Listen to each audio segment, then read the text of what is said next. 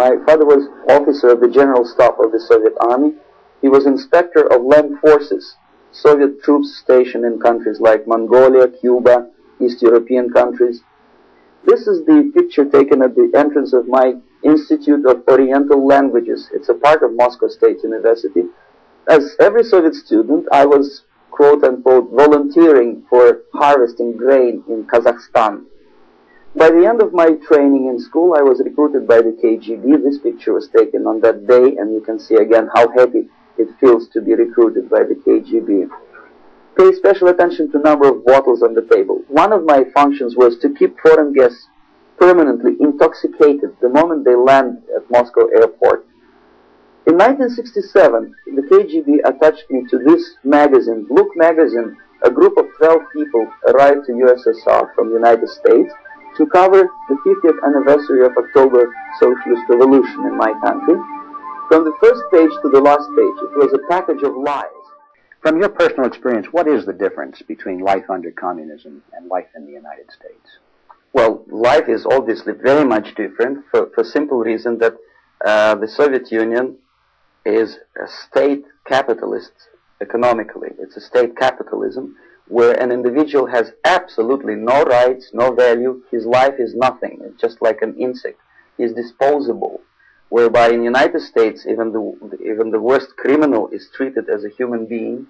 He has a fair trial, and some of them capitalize on their crimes. They publish their memoirs in their prisons. The differences, of course, in the daily life are very various, depending on whom we are talking about.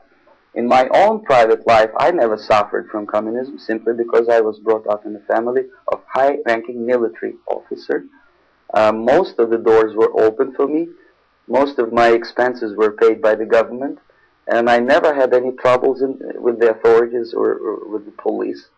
So, in other words, I would say I enjoyed, or I had good reasons to enjoy all the advantages of so-called socialist system.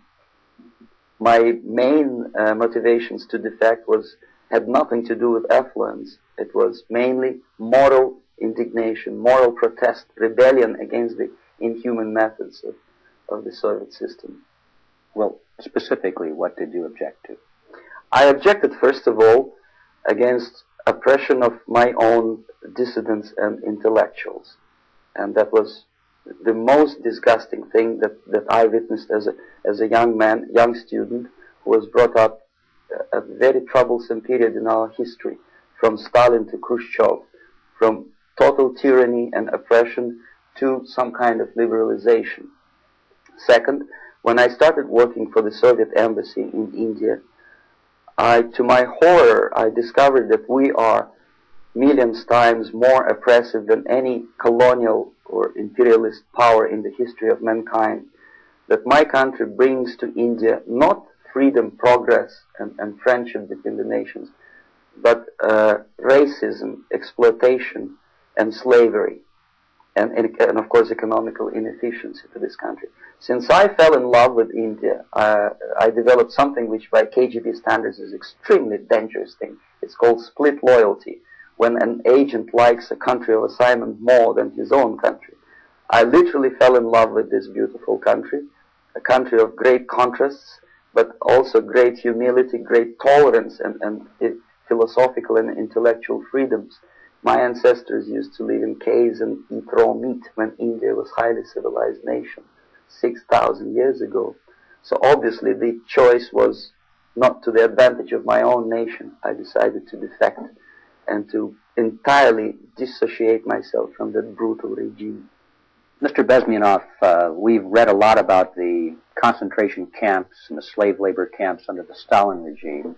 Now the general impression in America is that those things are part of the past. Are they still going on today, or what is the status? There are close to 25 to 30 million of Soviet citizens who are virtually kept as slaves in forced labor camp system. The size of the population of a country like Canada is serving terms as prisoners. But in reality, the main emphasis of the KGB is not in the area of its intelligence at all. According to my opinion and opinion of many defectors of my caliber, only about 15% of time, money, and manpower is spent on espionage as such. The other 85% is a slow process which we call either ideological subversion or active measures, активные мероприятия in the language of the KGB, or psychological warfare.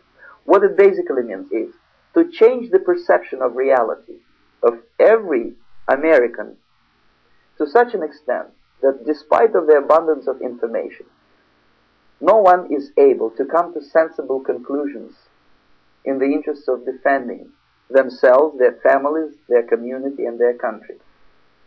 It's a great brainwashing process which goes very slow and is divided in four basic stages. The first one being demoralization. It takes from 15 to 20 years to demoralize a nation. Why that many years?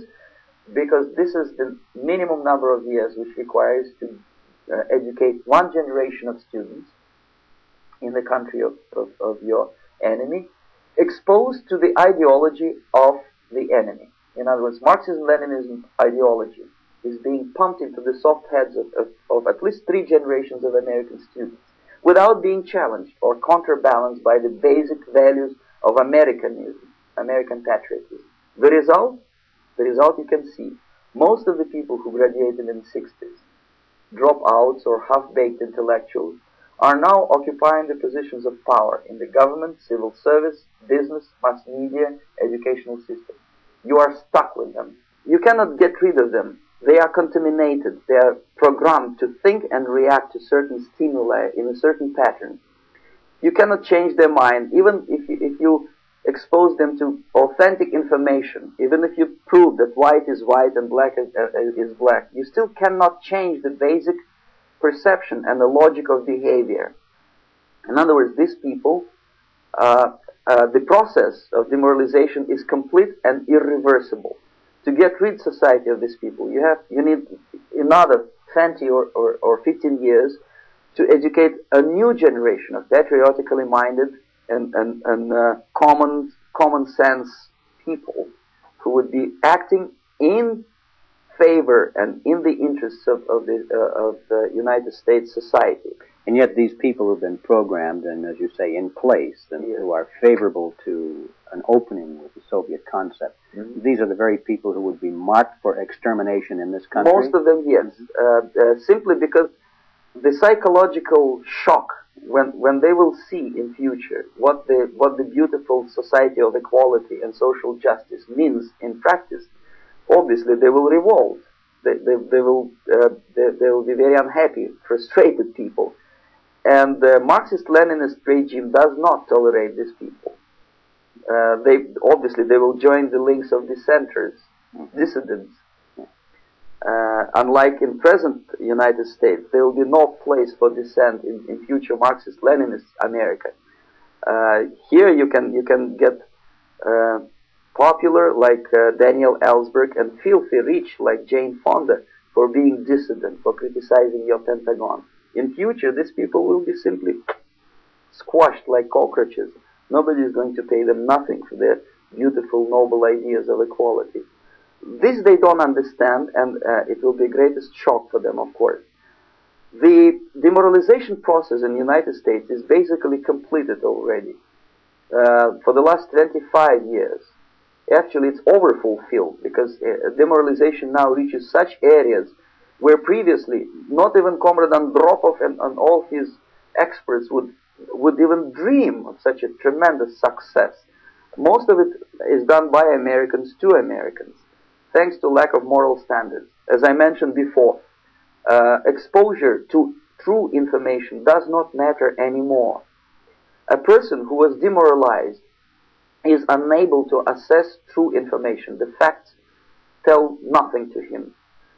Even if I shower him with information, with authentic proof, with documents, with pictures, even if I take him by force to the Soviet Union and show him concentration camps, he will refuse to believe it until he is going to receive a kick in his fat bottom. When a military boot crashes then he will understand, but not before that. That's the tragic of the situation of demoralization.